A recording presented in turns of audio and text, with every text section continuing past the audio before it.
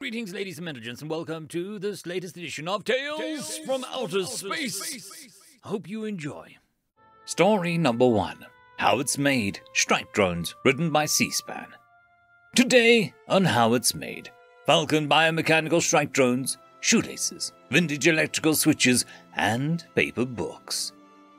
Once considered a lesser alternative to human-operated fighters, the Terran Falcon biomechanical strike drone is now the backbone of the human fleet. Formidable fighting machines, even on their own, the real strength of the Falcon is in numbers. Not having to worry about the safety of your fighters allows tacticians to utilize bolder, more aggressive strategies. The assembly process begins with spiders. A worker inserts a carefully calibrated blend of proteins into a tank full of golden orb weaving spiders. These spiders have been genetically modified to produce silk many times stronger than their natural counterparts. The spiders eat the protein mixture and almost immediately begin spinning. Several days later, the spiders are transferred into another tank, and a worker collects the webs and a specialized scraping tool. The webs are placed into a machine that shreds them into short, even segments. The shredded webs are then transferred into a vat, where a worker slowly adds a binding agent while raising the temperature. The mixture is stirred throughout the process in order to prevent coagulation. After 5 hours, the webs and binding agent have been transformed into a composite resin. The resin is a thick and viscous liquid now, but when cooled it transforms into a lightweight material which is stronger than steel. The hot resin is drained through a valve at the bottom of the vat into a tank. From there, high-pressure pumps force the resin into various molds, which are then flash-cooled in order to harden the resin and prevent bubbles from forming. A worker removes the parts from the mold and carefully trims the excess composite left over by the forming process. The parts are then placed on a conveyor, where the parts are gradually heated and cooled to reduce thermal stress in the composite. Once the molded parts are out of the oven, another worker assembles them into a frame for the fighter. The parts are designed to snap together, with no need for adhesion. A skilled worker can assemble a frame in minutes. The worker then carefully places the genetically modified embryo into a special compartment of the frame. The assembled frame is then attached to a wire rack and lowered into a vat with nutrient broth. The exact specifics of the growth of the biomechanical strike drones are highly classified. However, we do know that it does take a month for the process to complete, with the embryo slowly growing over the frame as it extracts nutrients from the surrounding liquid. What emerges from the vat bears little resemblance to what went in. In place of a skeleton-like composite frame is now a sleek and aerodynamic body. A technician carefully checks both the physical structure and genetic makeup of the drone.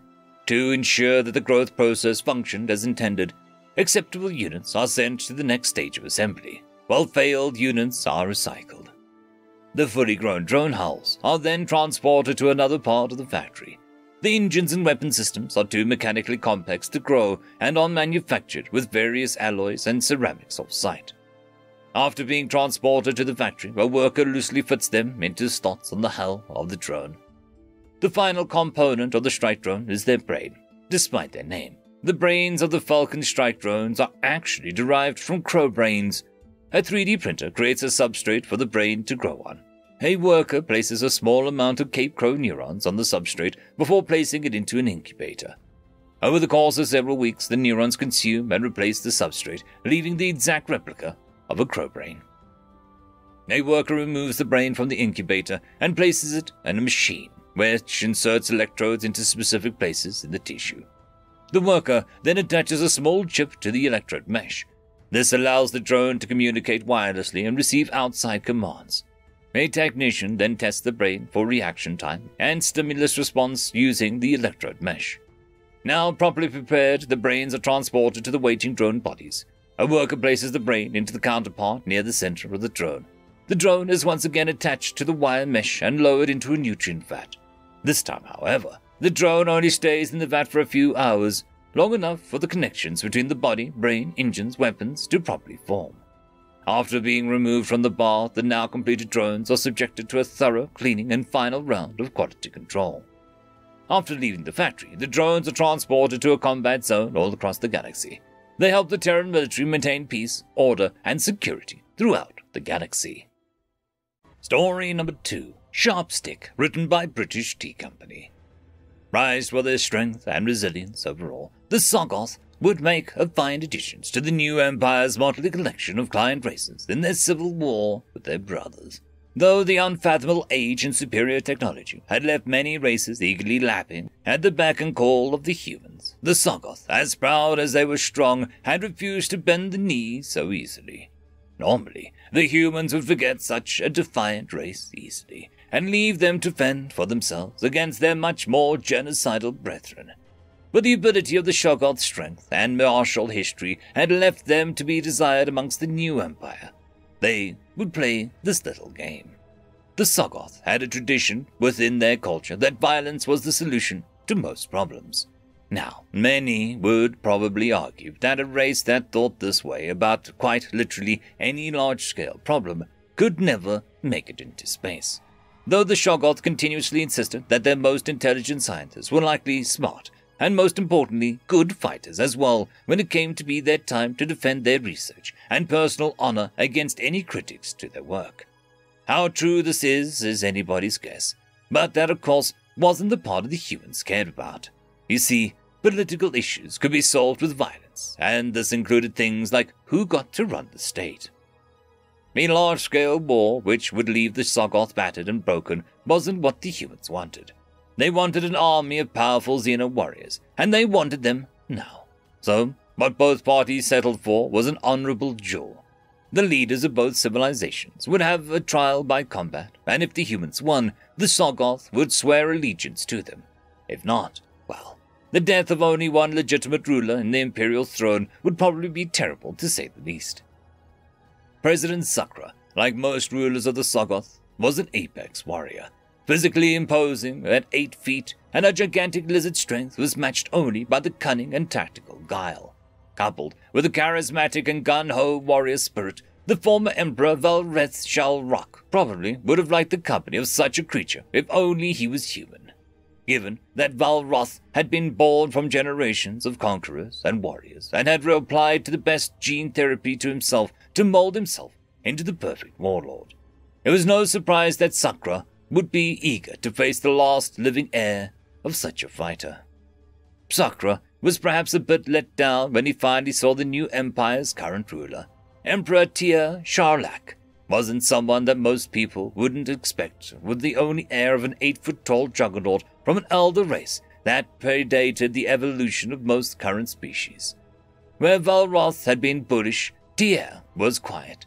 Her lack of impassioned yelling and boasting before the fight had lent most of the believers that she wasn't a fighter. Truth was, she wasn't. There wasn't a single human who was a fighter. Every human was a killer. What's that human holding? A sharp stick? How bad could it be?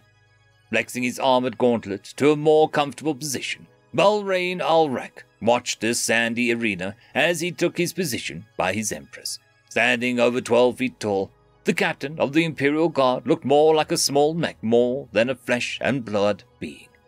His aging features gave a confident smile underneath his ornate helmet as 2 other Imperial Guardsmen arrived to greet the Empress outside. As unintimidating as Tia looked by herself, there was a subtle hint of unease in the ranks of the aliens at the way the 2 juggernauts bowed so low in front of such a tiny creature. Leveling her spear against Sakra before pointing it at the ground, there was a few wows and a few snickers. The human Empress was wearing a dress, of all things to wear to a fight. Even though powered armor was banned, at least she could have worn anything else besides a goddamned dress.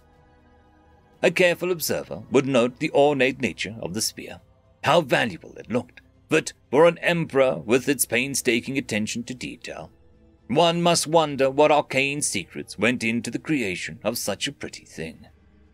Balrain took a glance at the reaction of the Xenos in the crowd, looking at his Empress with a level of confidence one would consider arrogant. He calmly sat back and watched the offspring of Valroth show the creature human mettle. Where the Soggoth had naturally strong race, certainly, was Chakra a powerful fighter, easily. Yet, to even the most ordinary human, Sakra's movements appeared in slow motion. What this meant to someone like Sharlak who could count the passage of time in microseconds, or Balrain, who could count the nanoseconds passing by. Before the eyes of most Xenos could even see what happened, Sakra was bent over, a spear stuck straight in his chest as he looked up in disbelief as Tier moved in a blur. With one powerful hoist, the Emperor sent Sakra's body smashing against the ground, the incredible force of hundreds of thousands of years of gene therapy and perfection splattered the alien into a broken wreck. To his species' credit, Sakra was still alive. He stared straight at Tier's spear. The crowd watched as it began to glow. A powerful beam shot straight from the tip, reducing the fallen alien into ash. A few of the human onlookers watched with satisfaction as the Xenos pledged loyalty to their new overlord.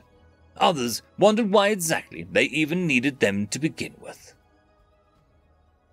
End of story. I would quickly like to thank the T5 channel members and Patreons. Caspar Arnholtz, Cam Maxwell, Barky, Lord Azrakal, It's Difficult to Pronounce, Dragzoon WRE, Holly's Sister, Arcadian. Thank you very much.